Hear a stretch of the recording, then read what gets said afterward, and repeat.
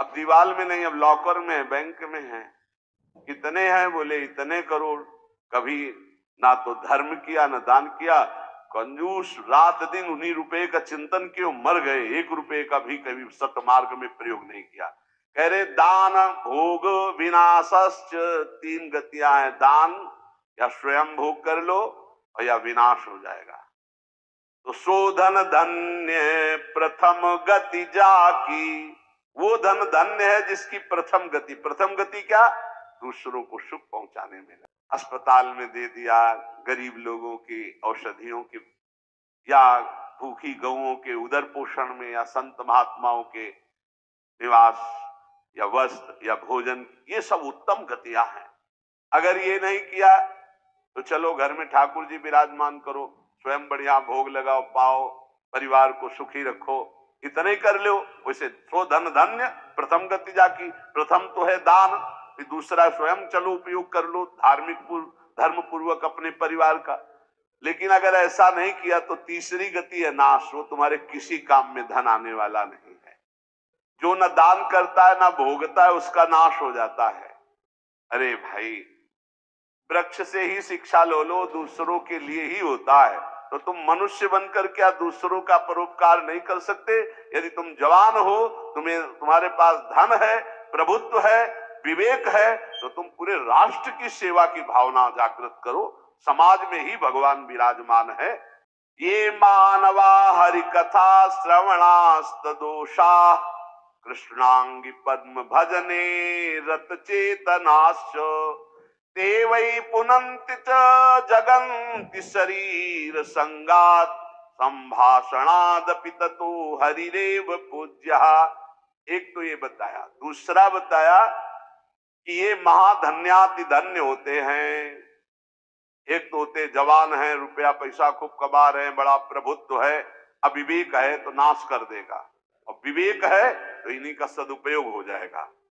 एक है जो सबसे हटकर है, ये मानवा हरि कथा श्रवणास्त अधूषा, जो रात दिन नाम जप करते हैं, भगवान की चर्चा करते हैं और सुनते हैं, और अधूषा, वो सारे दोषों को अपने मिटा चुके हैं। कृष्णांगी पद्म भजने रत चेतनाश्च, निरंतर अपने चित्त को प्रभु के भजन में डुबोए हुए हैं, प्रभु के चरणों के ध्यान में अनुरक्त किए हुए। उनका क्या प्रभाव होता है? बोले तैवै पुनन्ति च जगतन्ति शरीर संगात। ऐसे महात्माओं का यदि शरीर है प्रगट में, तो उस शरीर से स्पर्श करके वायु जिस जिस को छूती है वो पाप रहित हो रहा है।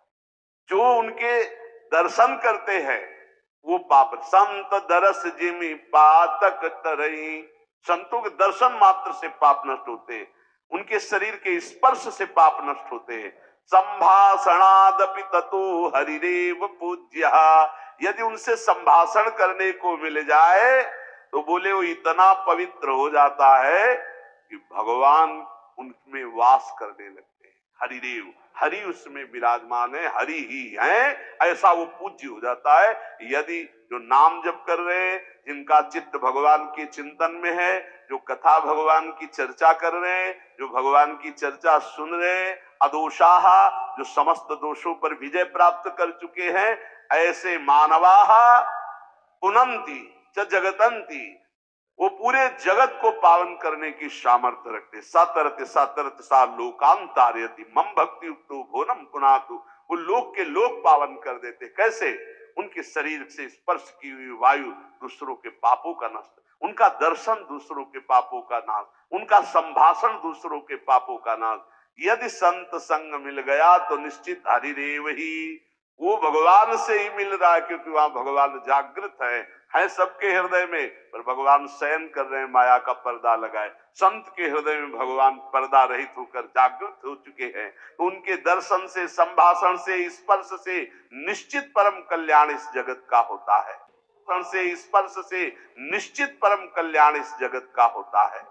कौन भगवान? भगवान किसे कहते हैं? तो बोले सनंदन मुनि बोल रहे हैं। सनातन जी की सुना एकादशी व्रत पर बोले, और अभी तक सनक जी बोल रहे। अब सनंदन जी कह रहे ऐश्वर्य समग्रस्य धर्मस्य यशसः श्रियः ज्ञान वैराग्ययोश्चैव शरणां भग इति ऋणा।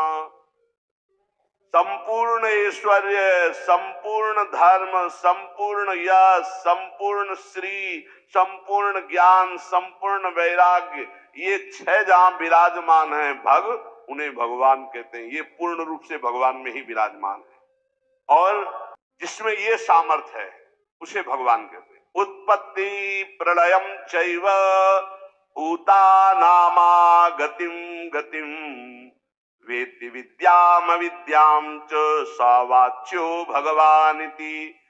जो सबकी स्वयं अपने संकल्प से उत्पत्ति करता है, उत्पत्ति करने वाले ब्रह्मा जी की भी जो उत्पत्ति का कारण है, जो अपने ही बल से सबका विनाश कर देता है प्रलय, और जो सबका पालन करता है उसे भगवान कहते हैं।